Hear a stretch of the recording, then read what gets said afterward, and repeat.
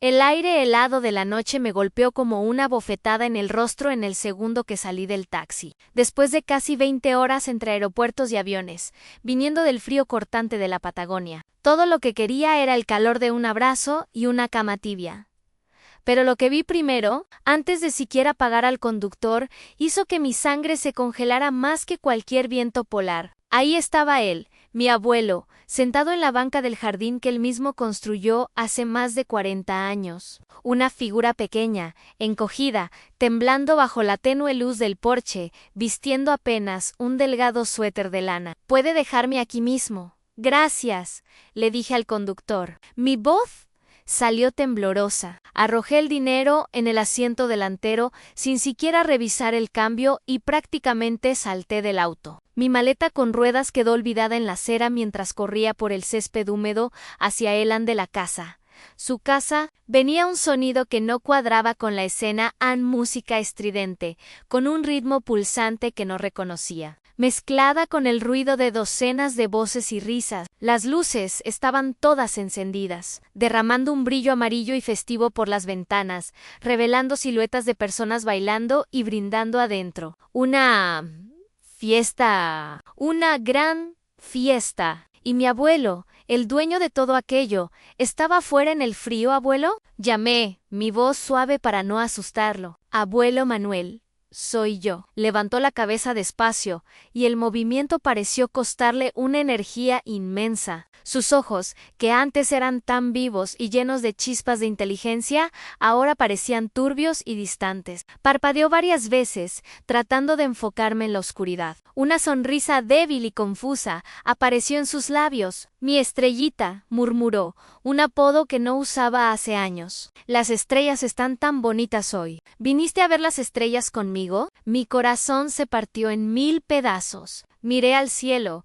pero estaba nublado y sin brillo. Él no estaba viendo las estrellas en el cielo, tal vez las estaba viendo en su memoria. Toqué su mano y sentí como si estuviera tocando un bloque de hielo. Sus dedos estaban rígidos y su piel pálida. «Abuelo, estás congelándote. ¿Qué haces aquí afuera? ¿Por qué no estás adentro?» No respondió, solo continuó temblando, un temblor violento que sacudía su cuerpo frágil. Me quité mi abrigo pesado, el mismo que me protegió de las nevascas del sur del continente, y lo puse sobre sus hombros. El olor a hogar, a su perfume suave de lavanda estaba ausente, reemplazado por un olor a humedad y abandono. A la rabia comenzó a burbujear bajo mi preocupación, una lava caliente subiendo por mi pecho. «Vamos adentro, abuelo. Necesitas calentarte». Con cuidado, pasé un brazo por su espalda y lo ayudé a levantarse. Era tan liviano, parecía un pájaro de huesos frágiles. Cada paso hacia la puerta principal era una lucha, sus pies arrastrándose en el suelo. El ruido de la fiesta se hacía cada vez más fuerte, una afrenta a cada paso que dábamos cuando abrí la puerta. El calor y el sonido nos golpearon como una ola. La sala estaba repleta. Eran mis tíos, mis primos y un montón de extraños que nunca había visto en mi vida. Copas en mano, risas estridentes. Nadie parecía notar al dueño de la casa entrando por la puerta. Apoyado en mí, temblando de pies a cabeza, a mi tía Carmen. Con un vestido brillante y una copa de vino en la mano, fue la primera en verme. «Sofía, querida, llegaste», dijo con una sonrisa que no alcanzaba sus ojos. Vino a darme un beso en la mejilla, pero se detuvo cuando vio el estado de mi abuelo. Su expresión cambió de falsa alegría a irritación en una fracción de segundo. «¿Qué hace él aquí adentro?», susurró para mí.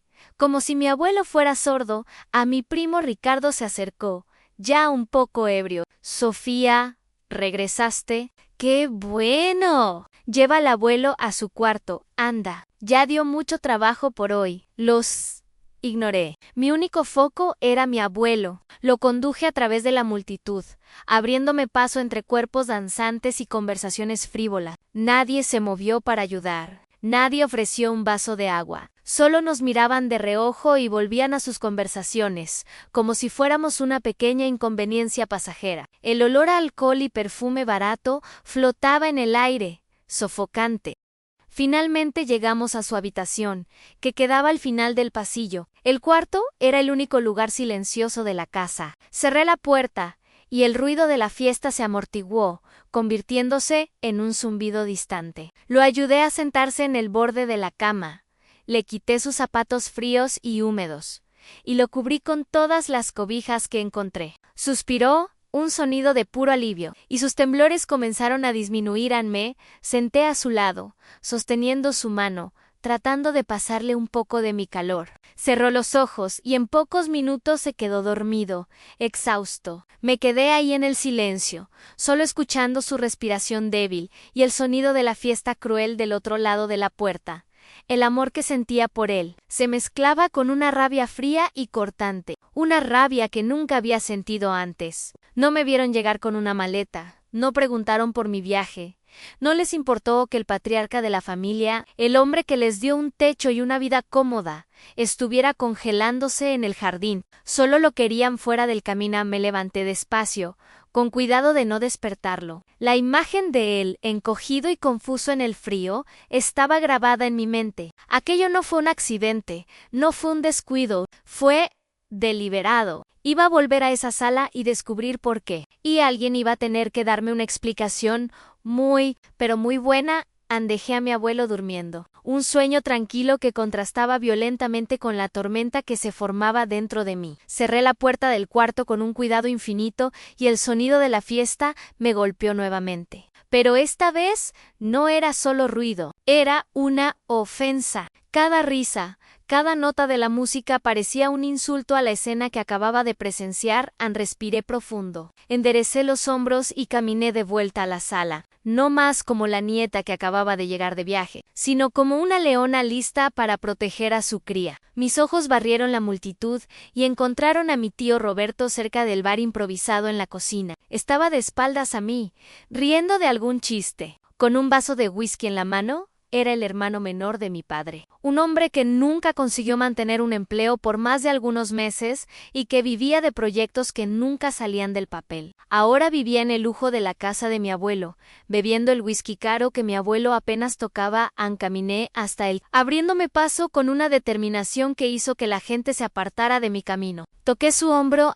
Tío, necesito hablar contigo ahora. Mi voz era baja, pero cargada de una frialdad que lo hizo voltearse inmediatamente. La sonrisa en su rostro desapareció cuando vio mi expresión. Sofía, ¿qué pasa? ¿Le pasó algo a tu abuelo?, preguntó con una falsa capa de preocupación. Le pasó que lo encontré en el jardín congelándose mientras ustedes dan una fiesta aquí adentro. Quiero saber por qué. Suspiró, un suspiro largo y teatral, como si yo fuera la niña más irritante del mundo. Me guió a una esquina de la cocina, lejos de los oídos más curiosos. Mira, no hagas una escena. Tu abuelo nos estaba incomodando. Ya sabes cómo es. Empezó a contar esas historias de ingeniería naval otra vez, por 10ª vez, a mis amigos. Se estaba volviendo vergonzoso. Lo miré, incrédula, vergonzoso.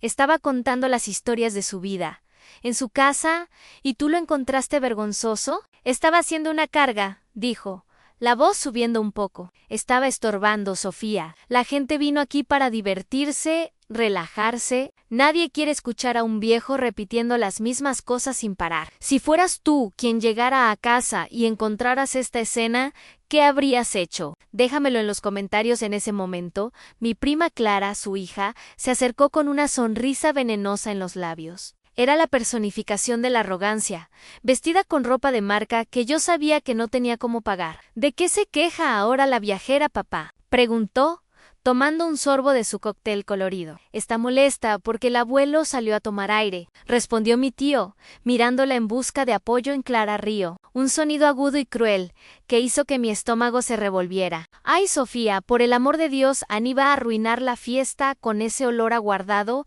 y las conversaciones sin sentido. ¿Cuál es el problema? Lo pusimos en su banquita, donde le gusta estar. Probablemente ni sintió el frío. La crueldad casual en su voz, la total falta de empatía, fue como un puñetazo en mi pecho. No veían a un hombre, un padre, un abuelo, veían un objeto roto que estaba estorbando la decoración de la fiesta.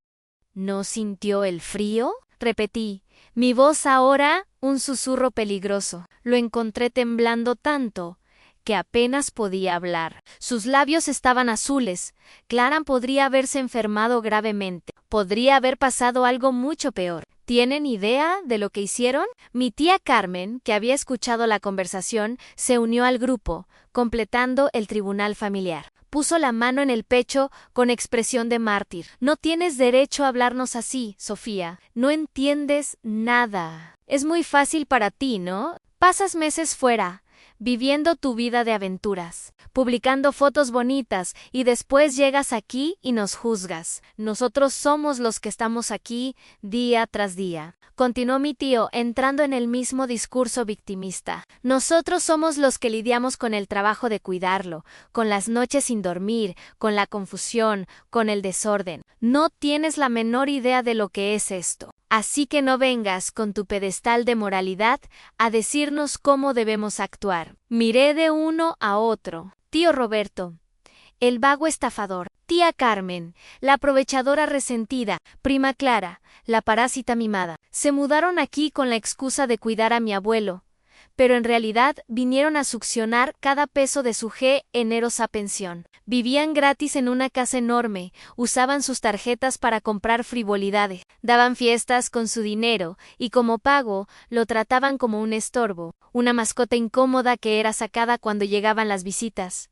El corazón roto que sentía dio paso a una furia gélida. El dolor se transformó en una claridad afilada como vidrio. Me di cuenta en ese momento que las palabras no servirían. Discutir, gritar, apelar a su conciencia era inútil, porque no sentían remordimiento, no sentían amor. Solo sentían que sus privilegios estaban siendo cuestionados y me miraban. Los tres, con expresión desafiante, esperando que continuara gritando, que llorara, que hiciera la escena que esperaban. Pero no hice nada de eso. Me quedé en silencio por un largo momento, mirando a los ojos de cada uno de ellos. Dejé que vieran la decepción y la rabia en mi mirada. Dejé que mi silencio los incomodara. Las palabras murieron en mi garganta, porque sabía que serían desperdiciadas con ellos. Argumentar era como gritar contra una pared. No entendían el lenguaje de la compasión o del respeto ANSI. ¿Te está gustando esta historia? Suscríbete y activa la campanita para no perderte ninguna historia como esta. Entonces, sin decir una sola palabra más, me di la vuelta y salí de la cocina. Pasé por la fiesta ruidosa como un fantasma, invisible para todos. Fui al jardín trasero. El aire frío ahora era bienvenido contra mi piel ardiente. Saqué mi celular del bolsillo. Había un lenguaje que ellos entendían perfectamente. Un lenguaje que hablaba más fuerte que cualquier argumento moral. El lenguaje del dinero. Busqué en mi lista de contactos hasta encontrar un número que recé que siguiera activo. Un número que mi abuelo me dio años atrás para emergencias. Aquella sin duda era la era emergencia de todas. El nombre en la pantalla brillaba en la oscuridad en licenciado Martínez, gerente del banco Ancón, el pulgar temblando de rabia. Hice la llamada en el sonido amortiguado de la fiesta, parecía venir de otro mundo mientras estaba ahí en el silencio frío del jardín trasero. La adrenalina corría por mis venas, pero mi mano estaba firme al sostener el teléfono. Sonó 1, 2, 3 veces. Estaba a punto de colgar cuando una voz somnolienta pero profesional contestó al Martínez. Licenciado Martínez, buenas noches. Soy Sofía, nieta de Manuel Herrera. Disculpe que llame a esta hora. Sé que es tarde. Hubo una pausa del otro lado de la línea y pude escucharlo acomodándose. Sofía, ¡qué sorpresa! No te preocupes por la hora. ¿Le pasó algo a tu abuelo? ¿Está bien? La preocupación en su voz era genuina, inmediata. El licenciado Martínez no era solo el gerente de la sucursal principal del banco de mi abuelo. Eran amigos desde hacía más de 30 años. Jugaban ajedrez juntos cada primer martes del mes, hasta que la salud de mi abuelo comenzó a empeorar. ¿Estás seguro ahora? Yo me encargué de él. Pero la situación aquí es inaceptable, dije, manteniendo mi voz lo más calmada y controlada que pude. No iba a llorar, no iba a gritar, iba a ser quirúrgica. Acabo de volver de viaje y encontré a mi abuelo afuera de la casa en el frío, mientras mi tío y su familia daban una fiesta dentro. Dijeron que estaba incomodando. El silencio del otro lado fue pesado. Podía imaginar al licenciado Martínez, un hombre de postura impecable y bondad inmensa, procesando la crueldad de esa información. No puede ser, dijo finalmente, la voz baja y llena de indignación. ¿Don Manuel? ¿Dejado? ¿Afuera? Sí, y esta fue la gota que derramó el vaso, licenciado. ¿Recuerda el poder notarial que mi abuelo firmó a mi nombre hace algunos años? Por precaución. Lo recuerdo perfectamente. Yo mismo lo redacté y está guardado en la caja fuerte. Tu abuelo fue muy sabio al hacer eso. Pues bien, necesito invocarlo con efecto inmediato. Entendido, dijo sin dudar. El sonido de un teclado comenzó a teclear al fondo. Estaba actuando. ¿Qué necesitas, Sofía? Necesito que congele inmediatamente todo acceso de Roberto, Carmen y Clara a las cuentas y tarjetas de crédito de mi abuelo, las tarjetas adicionales, las transferencias autorizadas, todo. A partir de ahora, cualquier movimiento financiero, cualquier peso, solo podrá ser liberado con mi autorización expresa. Nadie más que yo puede tocar ese dinero. Considéralo hecho, dijo el licenciado Martínez, la voz firme como una roca. Lamento profundamente que tengas que pasar por esto, y más aún que don Manuel esté siendo tratado de esa forma. Es uno de los hombres más honorables que he conocido. Por la mañana, cuando el sistema bancario abra, lo primero que haré será ejecutar tus instrucciones. No tendrán acceso a nada más. Gracias, licenciado. No sabe cuánto significa esto. Solo estoy haciendo lo correcto, querida. Cuida bien de tu abuelo. Colgué el teléfono y sentí una ola de alivio mezclada con una tristeza profunda. El paso había sido dado. No había vuelta atrás. El castillo de naipes en el que mi familia se apoyaba estaba a punto de derrumbarse. No volví a la fiesta. Fui a mi antigua habitación que estaba polvorienta y llena de cajas, una señal clara de que a nadie le importaba mi presencia ahí. Me cambié de ropa y me senté en una silla en el pasillo, frente a la puerta del cuarto de mi abuelo. Me quedé ahí por horas como una guardiana, escuchando la música y las risas disminuir hasta que los últimos invitados se fueron y la casa finalmente cayó en un silencio pesado y alcohólico.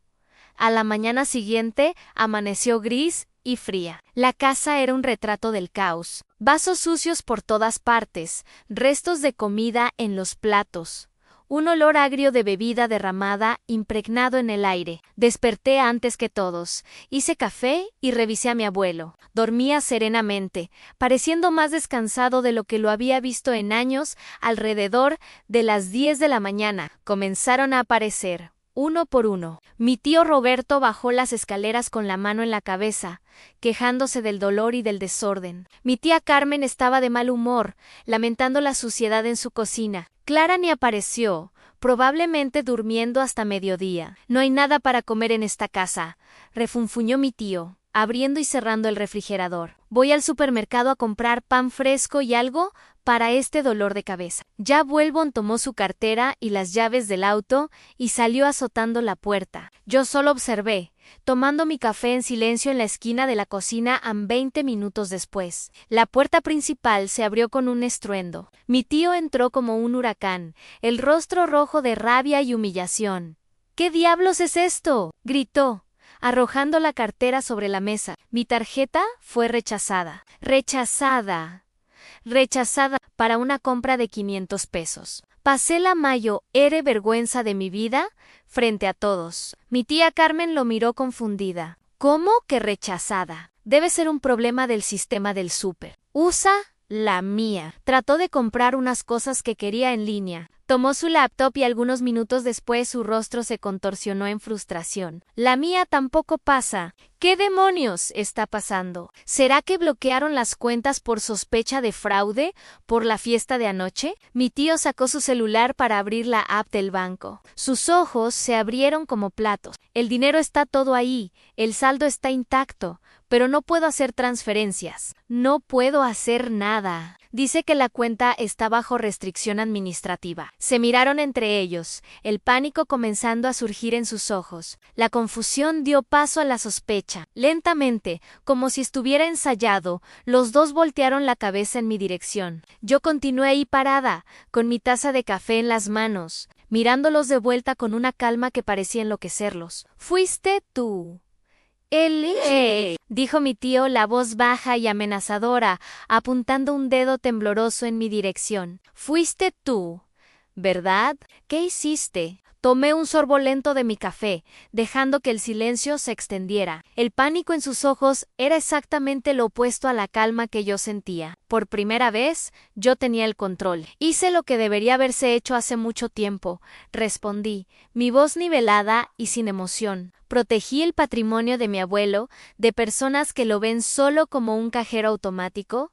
Proteger, gritó mi tía Carmen, el rostro pálido del shock. Nos cortaste. Nos dejaste sin nada. ¿Cómo vamos a pagar las cuentas, el auto de Clara, la comida? Eso, dije, poniendo la taza en el fregadero, ya no es mi problema. La vida fácil que construyeron a costa del sufrimiento y la negligencia de un hombre anciano y enfermo terminó hoy. La pensión del abuelo, a partir de ahora, será usada exclusivamente para su bienestar. Nada más. A mi tío dio un paso adelante, el pecho inflado en un intento patético de intimidación. No puedes hacer esto. Esta casa es de él. Y nosotros lo cuidamos. Tenemos derechos. Casi me reí. ¿Derechos? ¿Derechos? Perdieron cualquier derecho en el momento en que lo sacaron al frío para que no arruinara su fiesta, y sobre que no puedo detenerlos. Bueno, sí puedo. El poder notarial me da plenos poderes. Legalmente, la palabra final es mía. Me volteé para encararlos uno por uno. Así es como funcionarán las cosas a partir de ahora. Tienen exactamente un mes para empacar sus cosas, encontrar trabajos reales y conseguir un nuevo lugar donde vivir. Al final del mes quiero esta casa vacía. Un sollozo escapó de Clara, que finalmente había bajado las escaleras, atraída por los gritos. ¿Un mes? ¿Un mes? No puedo.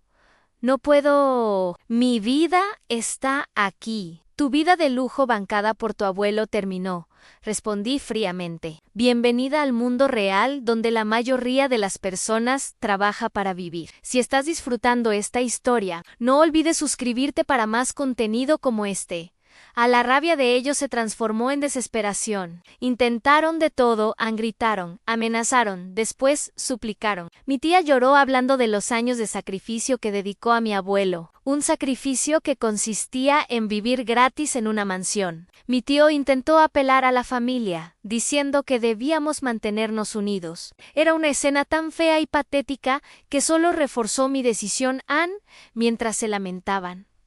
Hice otra llamada. Por la tarde, una señora amable y de apariencia profesional llamada Helena llegó. Era una cuidadora de ancianos con más de 20 años de experiencia y referencias impecables. La contraté de tiempo completo al día siguiente. Un equipo vino e instaló pequeñas cámaras de seguridad discretas en las áreas comunes de la casa. Informé a la familia que era para la seguridad de mi abuelo. Sabían que también era para garantizar que no intentaran nada estúpido en su último mes.